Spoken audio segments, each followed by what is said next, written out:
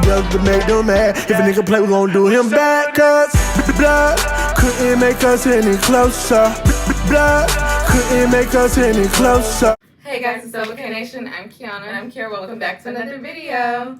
In today's video, we are starting off season 4 of our That's Just Double K Nation series. Y'all's favorite series. YouTube series. In this episode, we're going to be answering questions from a singles panel that I facilitated. I'll leave the link to that. It was in my church during our service, so I mean, you could still tune in because it was a good discussion. It was good questions. But there were some questions that did not get to be answered because we had a time frame for it. So we decided we were just going to answer them for y'all. So without further ado, let's get right into the video. The first question is, can people of the opposite sex be friends or best friends? Yeah. We have a long-time best friend. Well, not best friend.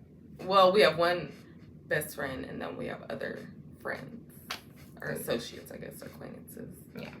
But we've been, like, Platonic friends with. for years. Have never had the discussion of dating. None of that. None. And I used to think it was normal for best friends to go through that stage, but our guy best friend, we've never went through that stage with him. Yeah. So. And we also have videos of previous male best friends that we've had where we did go through that stage. So if you want to check that out, it's like old, but actually I'll link both of them in the description box below. I'll probably put cards too. But yeah, yes, men and women should be able to be platonic friends. If you can't, I just really feel like that's a you issue, because you shouldn't like every person that like comes in contact with you platonically. Yeah. Well, and I've also learned that you have to set boundaries. I'm not gonna leave no room for there to be any type of question like, Right. is it possible? Like, no, it's not possible at all. I also feel like that's another boundary that you have to set in the beginning. Like, this is like us just being strictly friends. Like, I don't plan on dating you in the future. Like, there's no intention with there being potential for us to date in the future. Like, no, strictly just friends. But most of the friends that we have now, we've had for a long time, like since we were kids. Like, we went to school with our best friends, so yeah, we didn't have to set that boundary. It was just, that's just how the relationship went. yeah. How many dates are you going on before you decide to make the relationship exclusive? I would say it honestly depends on the person. I'm a weekly date type of girl, but I am also realistic. I will make time. Like, even if I don't have time during the week, I would make time if you wanted to go on a date. So I don't really know, but I say like 5 to 7 dates. Because depending on how often you're dating, like you could go on 2 dates per month. That's like 3 dates. I mean, that's not 3 days. 3 months. So 3 or 4 months. So that's my answer, I guess. But it also just depends on how often you're dating and getting to know the person. And it's honestly all up to your significant other or, you know, whoever you're talking to. I'm not asking a man to be for him to be my boyfriend, unless God tells me to do that. But then again, he would need to know that he wants to be, you know what I'm saying? I like for the guy to establish That part. that he wants to To be with me. Yeah. Like, because I already know.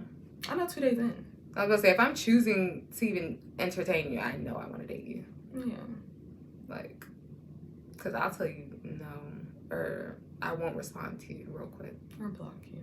Exactly. So, but for me, I've done the whole dating a year before you make it exclusive thing.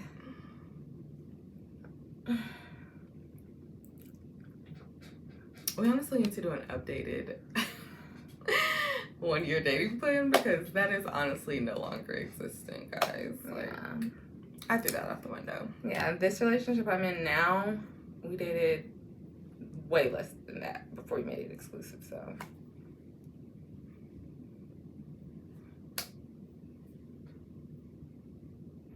I say it depends on the person, and then just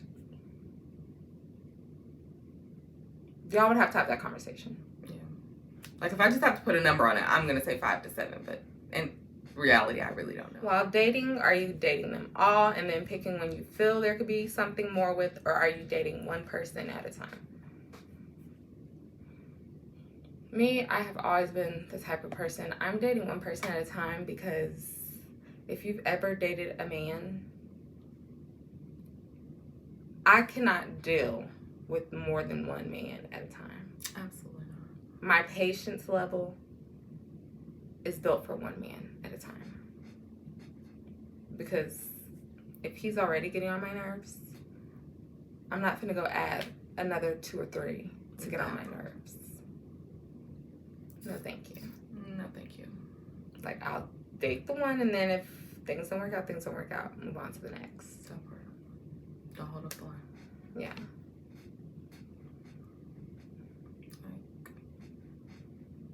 Thank you. But I agree. Same. What is your definition of integrity while dating? Me personally, being open and honest about what the things I do see and the things that I don't. Like stuff that's done behind my back. I say being forthcoming. And being honest when I ask you whatever I ask you. Exactly. The first time. Not having to dig deeper or pull it out of you. Exactly. Simple. How do you balance dating and ministry? Because as y'all know, we are very, or some people may not know, but we're very involved in church. Like, I'm a leader in my church. Yeah. But I would say it's hard, but for me, it's not. I guess because I'm accustomed to being in church, doing church, or going to church, doing what I need to do ministry-wise. So, I mean, dating.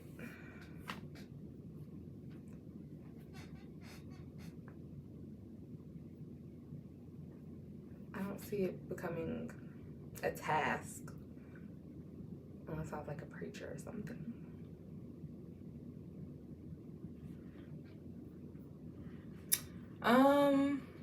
I mean, to be honest, the last guy I dated, he knew I was involved in church. Unfortunately, he was not. Red flag number effing 1. But I set that boundary. A little but like information that y'all probably don't need, but will help make sense of things. His off days were Tuesday and Wednesday. We had, like, prior to us dating, we had been on, y'all, I don't know if y'all's churches do this, but our church does not do extra, like, Bible study meetings and all that kind of stuff in the month of December. We start back the following year. So it's like a sabbatical for everybody during December. We're all off, per se, for that whole month. And maybe even the first month or first few weeks of the new year to get everything, you know, like have those discussions and things like that of what the expectations for the new year are. So at the time that we started dating, we were not having Bible study. However, we had started Bible study, I don't even remember when, but it was like a little bit after we had started dating. And so I was no longer able to go see him on Wednesdays. And I communicated that. I was like, okay, well, we're starting Bible study on Wednesdays, so I can't come on Wednesdays unless I come after. But even then, like, you know, like that's still pushing into my bedtime because I got to get up for work in the morning. But we still made time. I still made time, you know, for ministry and being able to go spend time with him, go on dates and stuff like that. What's an appropriate amount of time to date before considering marriage?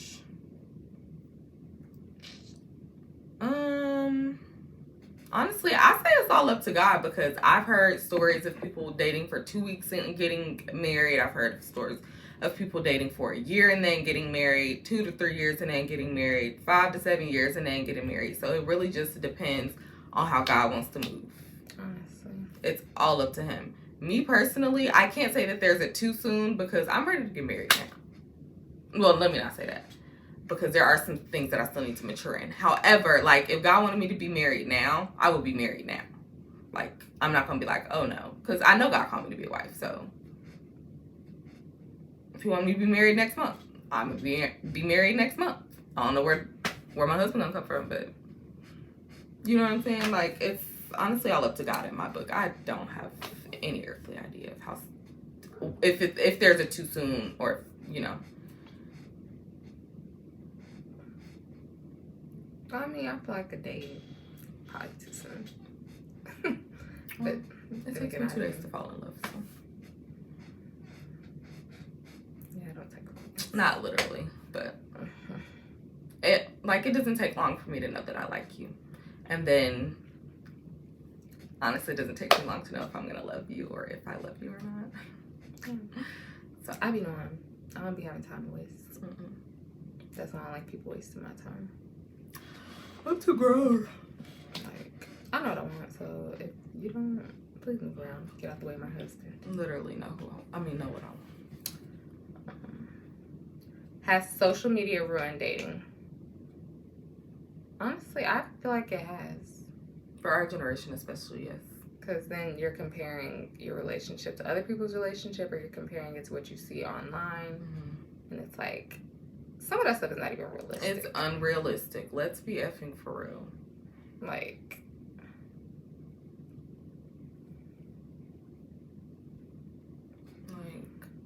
then not everybody has the same values and beliefs. So people are posting their experiences based on their values and beliefs. Mm-hmm. So then, if it's not aligning with yours, then why are you comparing? Yeah. That comparison kills. So Comparison compare is a in the thief first of joy. place. That's what the word's saying. Is there a too fast in Christian dating? Same thing like I said about marriage. It's all up to God. Yeah.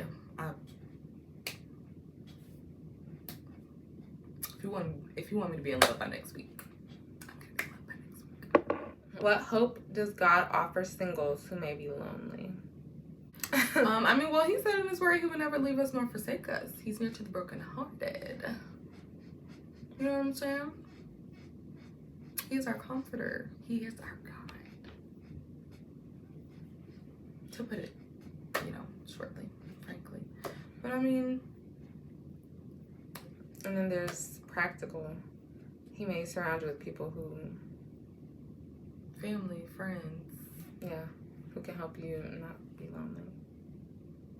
Honestly, thank God. I've been single for a long time, as y'all know, prior to, the relationship I had earlier this year. But I have never felt lonely. Thank God. But of course, like, you're alone and you yearn and desire to be in a relationship with someone. Like, the other week I was saying, oh, I miss that feeling of liking someone. I was watching a YouTube video, and I was like, oh, I miss that feeling of liking someone, like getting those butterflies and that kind of stuff. Then I was like, okay, but this isn't my time right now. Like, God wants me to continue to enjoy my singleness, and there are certain things that he is rectifying and working on within me that I need to heal from, those toxic things that I need to completely just be set free from, and all that kind of stuff. So you know what I'm saying? Like, God gonna surround you with whoever you need to be around. He's gonna give you books to read. He's gonna give you devotion plans to do, whatever, so that you're not solely based on, being by yourself. And like I said, thank God I've never felt that way. But if you are feeling that way, he offers a lot of encouragement in his word. But the one that stands true for me is he will never leave you nor forsake you. And he's always with you, literally. So you're never alone. You're right here. That's he's sitting in the chair. How active should one be in the process of finding a spouse? Or should I leave it all up to God? Bible says faith without works is dead. So God is going to do his part, but you also have to do yours. You can't be expecting the man to come up to the front door of your house. Y'all, I don't like going outside. I don't like people. It be pissing me off. Like, you can probably catch me outside. Like, I've been more outside this summer.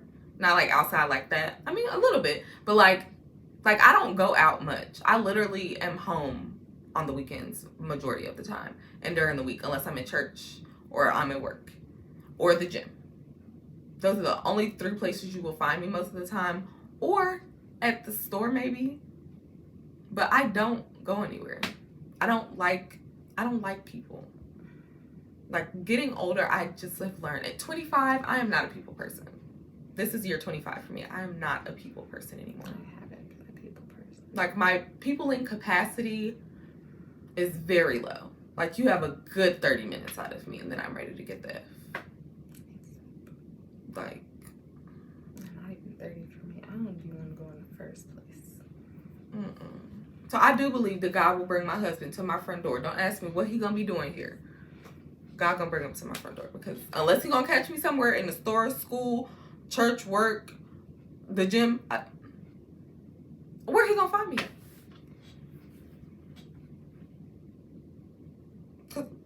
Who's gonna be outside spending unnecessary money? I'm trying to budget. How do you have to spend money when you go outside? What else is there to do? It's hot. That's another reason he gotta come to my front door, because unless he gonna come during the wintertime, y'all know cuffing season coming up. Don't feel discouraged, y'all. We got this. And don't be out here looking for the hoochie daddies. I mean, low-key, I'm looking for a sugar daddy. But anyways, don't be out here looking for the hoochie daddies just to have you somebody to be in matching pajamas with. Calm down, y'all. Calm down. We gonna get our turn, y'all. But don't be in a rush and just be out here picking up folks. Don't pick up strays. Y'all's mama ever teach y'all that? Don't be picking up strays. It's not even worth it. How do you maneuver dating and the desire to be married in these times? Be very mindful of who you're dating. Because the dating scene is trash. Garbage. Like, I know there are a few good ones left, and they are very rare to come by, and they're not gonna come in the perfect package, let me tell you that. But just do the best you can, but be mindful, cognizant, pay attention.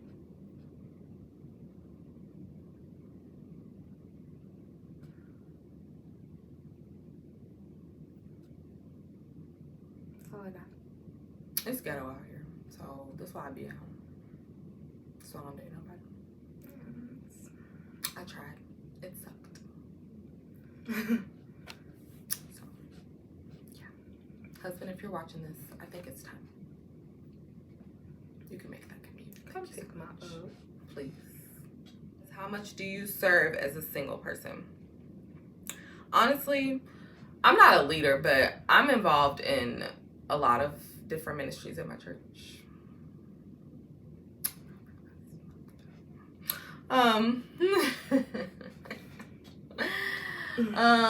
So I'm very active. I serve a lot. So I feel like that's something I could ask for, or ask from a significant other. Does that sound right? But that's me personally. To each its own, and everybody's different in their own way. But I serve a lot, so I'm, just so you would know where I'm coming from, like, in certain things, like, oh, I have to go, do intercessory prayer, or oh, I have to go do this for church, we can schedule after that, or schedule in between time, in the meantime, you know what I'm saying? But so you would know, like, you would understand why, my schedule is as crazy as it is, because I'm a really busy person. Honestly, I try to serve as much as I can. Like, even being a leader, you would think, like, shouldn't you be serving a lot? First of all, I'm limited in capacity to what I can do as of right now. So, I have scaled back, but I still try to be as active as I can. But I'm also working, my hours at work conflict with a lot of serving. Well, my schedule and my hours conflict a lot. So I try to do as much as I can when I can. How is your purpose different single than once you get married? I personally feel like it doesn't change. You're just married. And now y'all are both working to fulfill both of your purposes together. I mean, I kind of feel the same way, but it's like God is using you for your purposes separately, and then he joins y'all together. So now, like you kind of said, y'all's purposes work for each other, or like not for each other, but like work together for the purpose that God has designed for both of y'all, basically. Like y'all's single purposes have now joined together, and it's working for the common purpose that God has brought y'all together for. Do you serve only when you're single? No. I don't plan on it. I was in a relationship and still serving, so I imagine that when I get married, it'll be the same. Yeah. This is all like what I think. I don't know what God is gonna have me doing at that point. How important is serving in your relationship? Is that something you require each of you to do together or separately? It is extremely important. Because I'm serving, so I would want for you to serve. And then, of course, that is definitely something I would want for us to do together.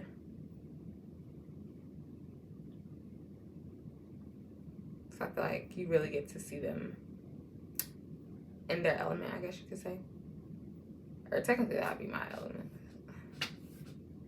Now I get to see, like, what do you like in ministry? You're hilarious. I agree, but I also feel like you should be able to serve without me. Like, you know, let's say, you know, I'm sick or whatever, so I'm not able to be with you. I would want you to feel comfortable being able to serve by yourself. Like, you should be able to serve separately and together. But like she said, I would love to see you serve. Like, you know, see how you serve, see how you, what'd you say? See you in your element. Like, because I love a man that worships. But let me see you work. Let me see you serve in the church. Because a lot of the times you see women in the church. You don't see a lot of men. The husbands are for some reason at home. And it's been like that since I was little. And it's disturbing. Because where y'all's husbands at? I was going to say, what type of man am I looking forward to for real? I know. The examples I have seen. No, thank you. I digress. What if your family doesn't like your significant other? Does their opinion matter? To me, I'm not really concerned about whether my family likes my significant other, because there have been instances in the past that I am still healing from, where they like them a little too dang much. If you know what I'm saying. Yeah. So, it is not my concern if they like them or not. My prayer is that they don't. Because,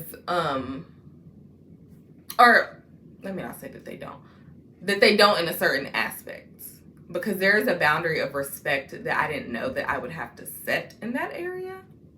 But going forward, there will be a boundary set. Family, because I'm just, yeah. Yeah. Going forward, there will be a boundary set concerning that. But liking them, I mean, it matters to me, but at the same time, I love my family, I do. However, there are certain things that I have not seen play out in a healthy or successful way in their relationships. So it's hard to take that from them when it's like sorry, they want the best for you. So I get it from that aspect, but you just trying to be like you want me to be alone because you're alone, or you're upset because my relationship is going better than yours at the time, or, you know, whatever. So they're just saying, well, I don't think you're, he's good enough for you. I don't think you're good enough for him, however you say it. But you know what I'm saying? So it could be spiteful in some aspects, and then other aspects it's like, it's just, we're concerned for you or whatever, which is cool or whatever. But like I said, there are certain things that I haven't seen play out. So it's like, I don't know how, I would have to take it with a grain of salt. I'm going to take it, but I'm going to take it with a grain of salt. Because I would need to see certain things transpire. I would need to see healing, forgiveness, and other things transpire in order to be able to receive that from my family. My personal opinion. She said that she packaged that so nicely. For me, no. If my family does not like my significant other, my personal feelings, you're not the one that has to date them. I am. So, I have not liked all of your significant others, and you still dated them. You married them. Very true. Whatever the case. So why you think you have a say in my relationship brings confusion. The Lord is not the author of confusion, so I rebuke that. And then, does their opinion matter? Not everyone's. I used to be so, like, if my family did not like you, I didn't even want to date you.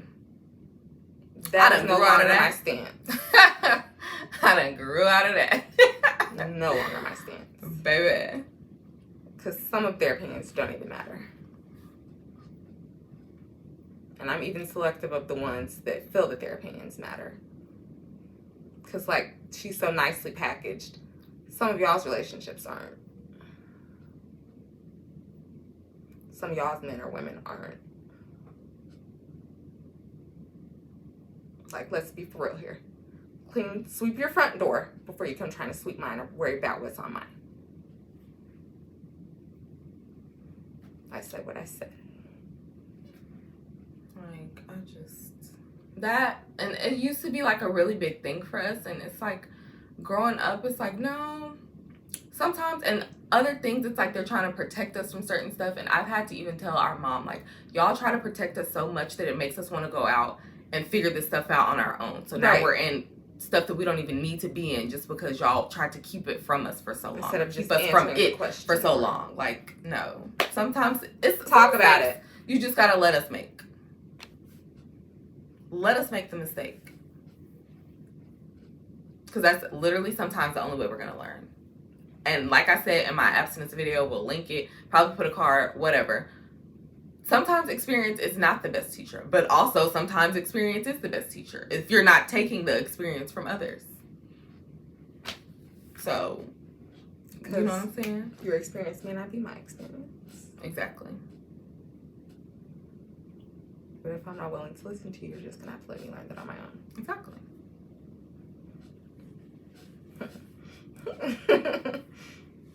How can you be proactive in finding your spouse? For those who think their spouse will show up at their front door. I guess go out. I don't know. I like me personally, I like being at home. I have no problem being at home. I don't spend unnecessary money. I don't have to be approached by people that I don't want to be approached by. People don't have to breathe near me. They don't have to talk near me.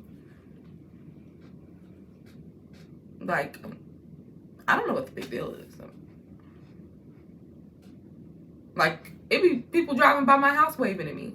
Like, of course my husband can pull up to my house. Like, it be dudes driving by looking at me, waving, honking horns and stuff. I'm thinking it's people I know, because people we know live in our neighborhood, but no.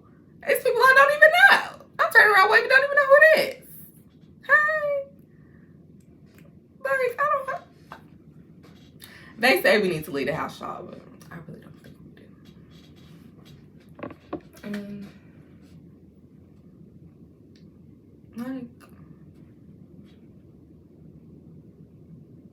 But you could meet your husband while you're out taking yourself on a date.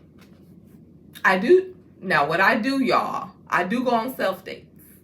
I don't go out often, but I do go on self dates. I think I do one either once every month, once or twice every month. For sure once every month, but maybe twice.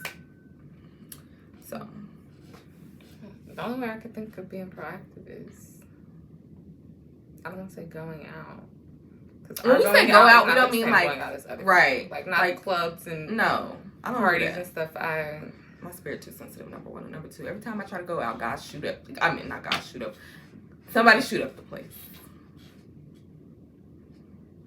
So I just don't even try no more. I think I tried to go to a party in high school. That was my last time trying to go anywhere. I mean, I talked about it in one of my college videos. I tried to go to parties. The parties were not finding me. So I just gave up. So you may catch me at the movies, catch me at the store, catch me at my favorite burrito taco place.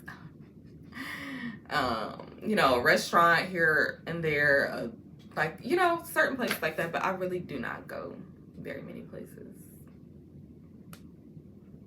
That, and most people nowadays are just weird in their approach, and it just bothers me. Because there's no way you thought that was going to get you in the door. Quite frankly, it pisses me off. That's why I don't go anywhere.